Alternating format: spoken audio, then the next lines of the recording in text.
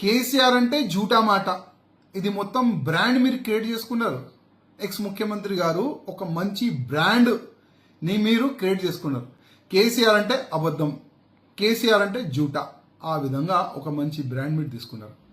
X ముఖ్యమంత్రి గారు, నేను అసెంబ్లీ సాక్షిగా ఒక మాట అడిగిన, అసలు కేంద్రం నుంచి ఎన్ని నిధులు వచ్చినాయి, ఏదైనా హిసాబ్ చెప్తారా, వైట్ పేపర్ డిక్లేర్ చేస్తారా అంటే మీరే అసెంబ్లీ సాక్షిగా కూడా అబద్ధం మాట్లాడినారు.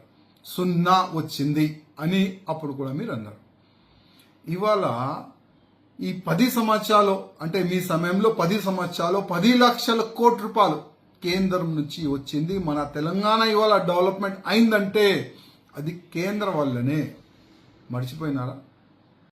డబుల్ ఇంజన్ గవర్నమెంట్ వస్తేనే తెలంగాణ బాగుపడుతుంది. కానీ దురదృష్టం మా వాళ్ళు కరెక్ట్ లేదు. లేకపోతే ఎప్పుడో మా గవర్నమెంట్ వచ్చేది. కానీ ఏం బాధ లేదు.